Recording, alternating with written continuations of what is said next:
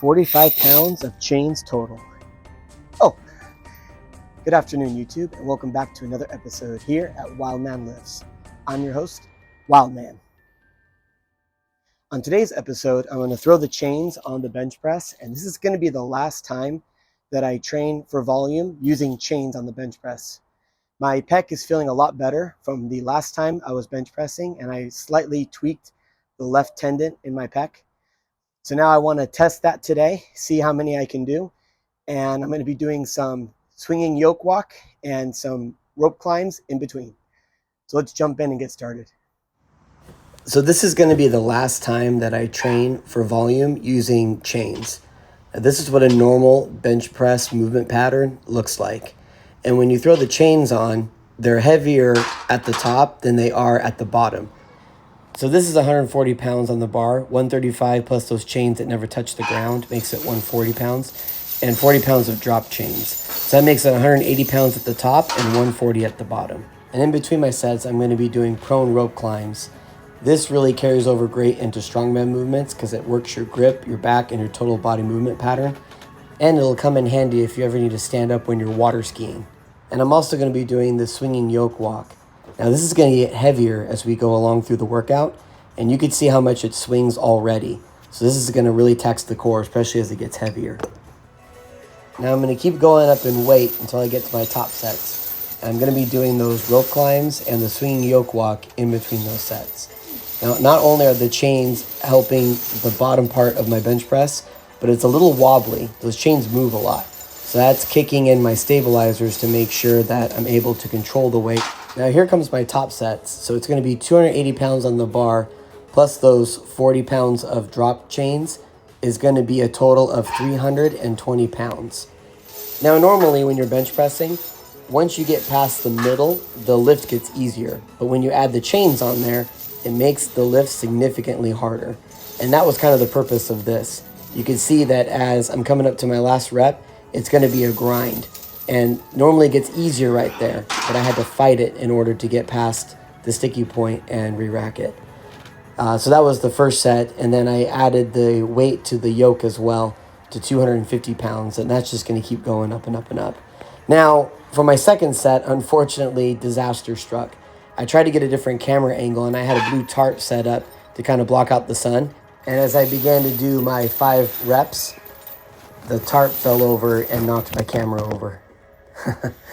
Sometimes that happens. It's unfortunate, but I was able to squeak out 5 reps still, so I was very pleased with that. So then I moved on to my variation giant set where I was going to be doing incline bench with the old trusty multi-grip bar / football bar. Now I'm going to do a separate video about this bar in the future. It has different kinds of neutral grips to change the variation of the bench press, which is what I was trying to aim for here. So I decided to do 3 rounds of 6 rep max incline bench press with the bar, prone rope climbs, and adding more weight to the yoke.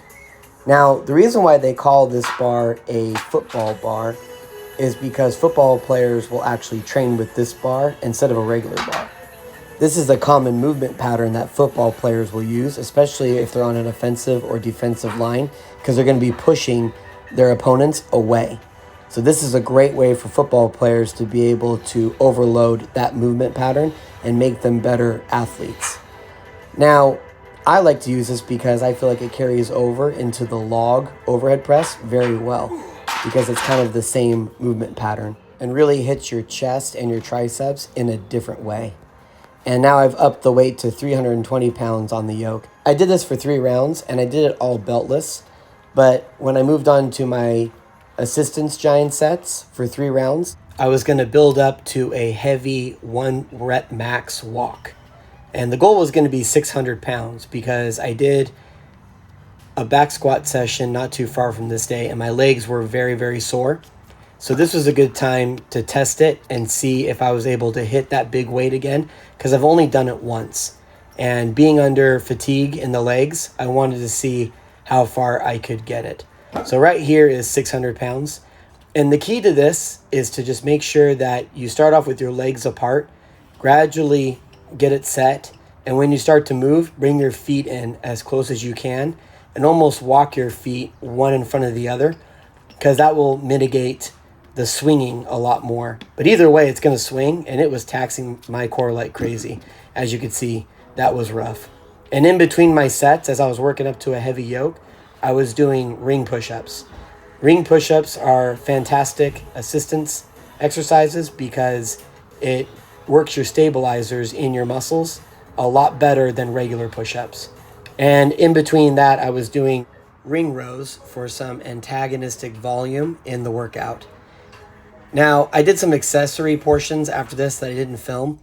I didn't think it was that necessary, but the hardest part about my workout today was putting all of my weights back. That was the hardest part, I'll tell you. I was so tired, and putting back all this weight is a workout in itself. These are the times I wish I worked out with a buddy to help me put it away. What a great session. 2 sets of 5 with 320 pounds total on the bench press. I'll take that any day. And 600 pounds on the yoke, even after a very hard squat session, I'll take that any day. Thanks for joining me today. Until next time, I'm gonna go jump in the pool and cool off. Thank you.